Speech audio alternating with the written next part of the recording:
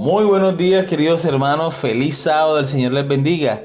Hoy estamos listos a repasar con ustedes la lección de esta semana. Qué rico poder disfrutar de la llegada del día sábado por fin y disfrutar de ese reposo que solamente encontramos en Dios. Así que vamos a recordar lo que estudiamos y vamos a hacerlo justo en este momento. Con ustedes Stephanie Franco Y Eric Colón. Bienvenidos.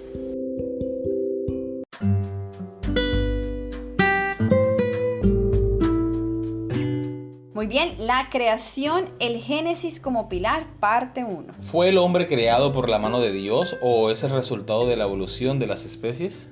Puede ser interpretada la Biblia de modo que pueda aceptarse tanto el origen divino del hombre como la teoría de la evolución. ¿Qué implicaciones tiene aceptar o rechazar la literalidad de la creación en 6 días, tal como lo enseña Génesis capítulo 1 al 3? Estas son las preguntas que vamos a resolver durante este repaso que tendremos en este momento. Y vamos a hacerlo a través de 5 puntos que estudiamos durante toda la semana, pero que ahora haremos como en forma de resumen. El primer punto, origen divino o azar.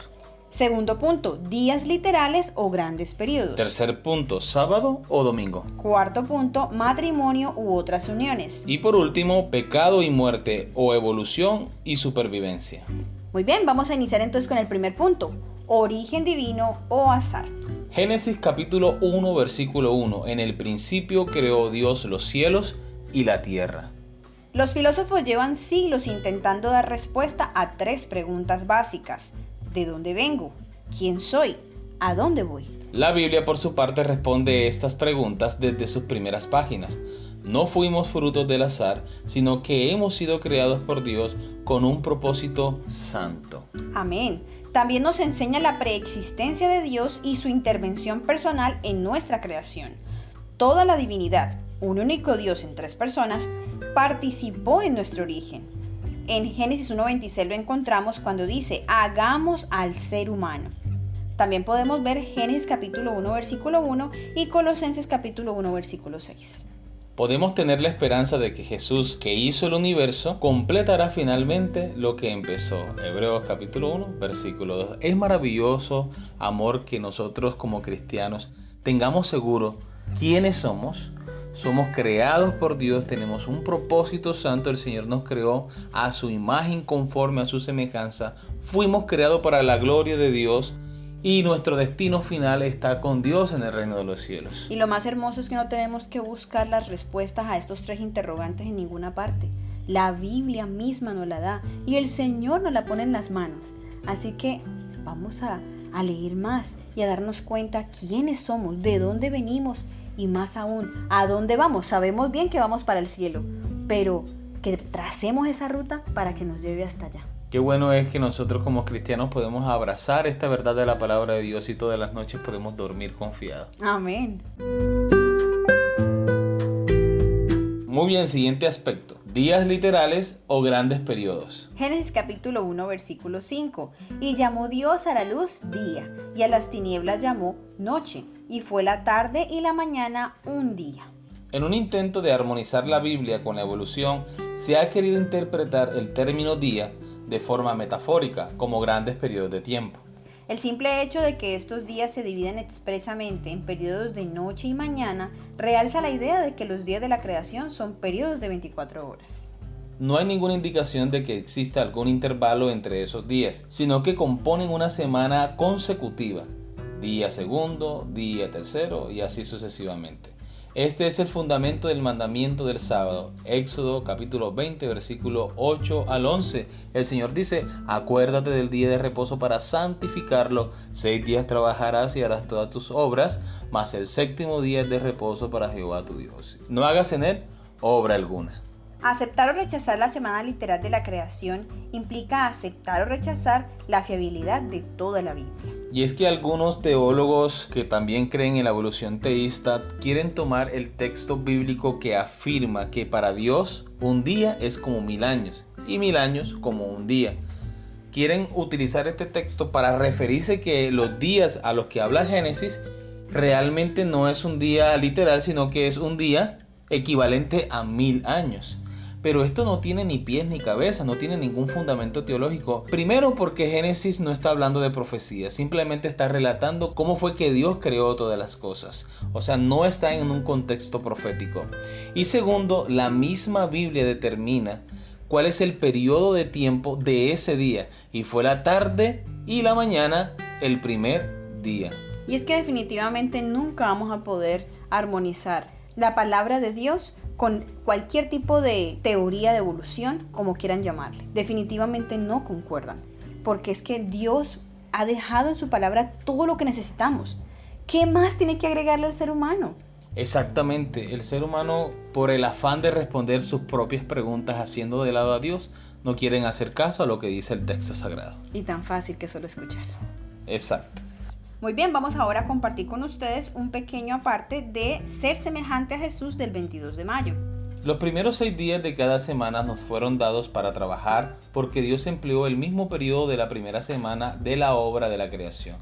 Apartó el séptimo día para que fuera un día de reposo en conmemoración a su propio descanso durante el mismo periodo, después de terminar la obra de la creación en 6 días.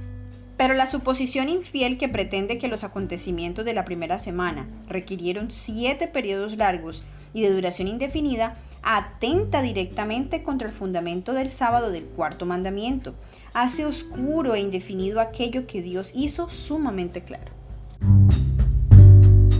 Vamos con el siguiente tópico, sábado o domingo. Génesis capítulo 2 versículo 3. Y bendijo Dios al día séptimo y lo santificó, porque en él reposó de toda la obra que había hecho en la creación. El concepto de la semana, tal como emana del relato de la creación, está sufriendo grandes cambios en nuestros días. A nivel empresarial, se realza cada vez más el descanso dominical. En algunos países, los diccionarios definen el domingo como día séptimo de la semana. Los papas han emitido varias encíclicas contra el sábado judío, como está el Dies Domini, el Laudato Si, entre otros. Jesús, sin embargo, se proclama Señor del sábado en Mateo capítulo 12, versículo 8. En él reposó, lo bendijo y lo santificó y nos enseñó a descansar el sábado como él lo hizo, de acuerdo con Éxodo capítulo 20, versículo 8 al 11. El último mensaje para este mundo lleva implícita la proclamación del sábado como recordatorio de la creación divina, tal como está en Apocalipsis capítulo 14, versículo 7. Pero esta controversia no es de ahora, amor. La lucha por la observancia de un día de reposo, en este caso sábado o domingo, no es de ahora. Esta lucha viene desde la misma constitución de la iglesia cristiana. Porque es que Satanás está tratando de estorbar la obra de Dios y la predicación del evangelio en este mundo. Sabemos que el sábado es constituido el sello de Dios, va a ser la prueba del cristiano en el tiempo del fin. O en el fin del tiempo, dicho de otra manera. Y la obediencia del ser humano será probada con relación a la observancia de un día de reposo, y esperamos que cada uno de nosotros podamos estar del lado de Dios guardando el sábado, el día que Él bendijo y santificó. Y ese cuando Dios dice que es de una manera, no hay por qué buscarle otra forma. Si Él dijo el sábado, es el sábado. Y en la Biblia aparece sábado. Así que ese debe ser el día para nosotros adorarle. Así es, muy bien, avanzamos con el siguiente aspecto, el matrimonio u otras uniones. Génesis capítulo 2, versículo 18. Y dijo Jehová Dios, no es bueno que el hombre esté solo, le haré ayuda idónea para él. Creados distintos pero complementarios, el hombre y la mujer componen una unidad familiar. Dios, como ser plural, quiso que la humanidad se perpetuase a través de la unión íntima de un hombre y una mujer. A los hijos, fruto de esta relación, se les pide que honren a su padre y a su madre, tal cual se expresa en Éxodo capítulo 20, versículo 12. Tal vez previniendo algún otro tipo de unión familiar, se menciona explícitamente al padre y a la madre sin usar el genérico padres. El propósito original de la creación de Dios era un mundo lleno de familias amorosas que pusieran a Dios por encima de todo, reflejaran su carácter en su vida y criaran sus hijos en humilde obediencia. Como vemos aquí, Dios no deja espacio para ambigüedades. Él menciona muy bien a un hombre y a una mujer, que serían luego padre y madre, y le manda a los hijos a que honren a padre y a madre. Y es importante que entendamos que Dios creó a la mujer creó a Eva como ese complemento para Adán. No le creó otro Adán. O no simplemente creó a dos Evas.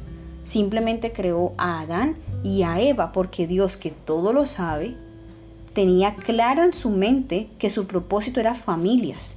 Y la familia se compone por un hombre y una mujer que pueden tener hijos y de ellos pueden resultar muchas generaciones a través de las cuales se alabará y se glorificará la palabra de Dios. La Biblia es clara al decir que cualquier otra orientación sexual a la que Dios estableció en la creación es antinatural. Bueno, ¿y qué pasa con las personas que se sienten con una orientación sexual diferente? Pues deben reconocer delante de Dios que se encuentran en pecado y que Dios tiene el poder para transformar sus vidas, para cambiar sus corazones, para transformar sus pensamientos. Dios puede darle una nueva vida, Dios puede darle un nuevo corazón, porque la Biblia dice que ninguna persona afeminada, ninguna persona que se echa con otro hombre entrará en el reino de los cielos. Entonces la Biblia es clara y a veces nos juzgan como homofóbicos o a veces nos juzgan de criticadores que no somos capaces de aceptar a las personas tales como son. No, nosotros sí las aceptamos como son y Dios también. Pero si quieren tener un lugar con Cristo Jesús en el cielo, deben renunciar a todas estas cosas y entregar su vida al Señor. Y es que para entregar la vida al Señor hay que renunciar a nosotros y a esta humanidad llena de pecado. Y hay que reconocer que en el Génesis, justamente que es el que estamos estudiando, encontramos el punto de partida. Y el punto de partida para una persona que de pronto tenga una inclinación sexual diferente a la que Dios creó, obviamente va a tener que leer Génesis y darse cuenta, oye, sí, en este mapa que Dios me dejó, que es la Biblia, dice que era hombre y mujer, yo estoy perdido. Entonces yo necesito encontrar el camino. Señor, reconozco que estoy mal, reconozco que esto no es lo que debería ser. Cámbiame, transfórmame. Porque así como decíamos el día de ayer en la lección, así como Dios pudo crear, también puede recrearnos. Amén, así es. Muy bien, ahora pasamos al quinto punto, pecado y muerte o evolución y supervivencia. Mas del árbol de la ciencia del bien y del mal no comerás, porque el día que de él comieres, ciertamente morirás. Génesis capítulo 2, versículo 17. La Biblia deja claro que la muerte entró en este mundo como consecuencia del pecado de Adán y Eva, de acuerdo con Romanos capítulo 5, versículo 12. También nos dice que la única posibilidad de vencer la muerte y tener vida eterna es a través de la redención que Jesús consumó con su muerte y resurrección, tal cual lo encontramos en San Juan capítulo 6, versículo 40. Por el contrario, la teoría de la evolución sostiene que el hombre fue creado después de muchos ciclos de lucha por la supervivencia y muerte. Es decir, que la muerte es inherente a la vida. Aceptar esta teoría, aun cuando pensemos que Dios intervino en algún proceso, es negar la necesidad de un redentor, ya que negaríamos que la muerte es consecuencia del pecado. Aceptar la Biblia, sin embargo, nos muestra un plan de salvación y la esperanza de vida eterna en Cristo Jesús. Y es que, amor, como mencionábamos nosotros el día de ayer, si nosotros aceptamos la teoría de la evolución teísta, estamos rechazando a Cristo. Porque, como decíamos, no necesitamos a un Salvador. Simplemente, pues no hubo historia de Adán y Eva, no hubo caída, no hubo el pecado en las generaciones posteriores, entonces pues no hay necesidad de Cristo. Exacto. Si nosotros aceptamos la evolución, la teoría de la evolución, sea la teoría de la evolución teísta o la teoría darwiniana, inmediatamente sacamos de la historia de la humanidad el relato de Adán y Eva, Caín y Abel. Y si no hubo pecado, y si no hubo muerte, entonces tampoco hay necesidad de un Salvador. Entonces volveríamos al punto de partida en que ni sabemos quiénes somos, ni a dónde vamos, ni cuál es el propósito de nuestra vida. Entonces, por esa sencilla razón, nosotros como cristianos no podemos aceptar de ninguna manera ninguna de estas teorías que saca a Dios de la vida del ser humano. Muy bien, queremos compartir ahora con ustedes un pequeño aparte del libro de la educación, páginas 116 y 117. ¿Cuán a menudo se revisan o desechan las supuestas deducciones de la ciencia? ¿Con qué prontitud se añaden o quitan millones de años al supuesto periodo del desarrollo de la Tierra? ¿Y cómo se contradicen las teorías presentadas por diferentes hombres de ciencia? Cuando se considera esto, ¿consentiremos nosotros por el privilegio de rastrear nuestra ascendencia a través de gérmenes, moluscos y monos, en desechar esa declaración de la Santa Escritura tan grandiosa en su sencillez y creó Dios al hombre a su imagen, a imagen de Dios los creó? Debidamente comprendidas, tanto las revelaciones de la ciencia como la experiencia de la vida están en armonía con el testimonio de las Escrituras en cuanto a la obra constante de Dios en la naturaleza. Muy bien, y así hemos llegado al final de nuestro repaso de esta semana, y es algo muy importante este fundamento que encontramos en Génesis. En el principio creó Dios los cielos y la tierra, el mar y todas las fuentes de las aguas. Así que a estudiar Génesis, queridos hermanos, para que podamos encontrar nuestro punto de partida de aquí en adelante y así podamos comprender las Escrituras con una mayor exactitud. El Señor les bendiga, el Señor les guarde y deseamos para todos ustedes un feliz sábado. Dios les bendiga.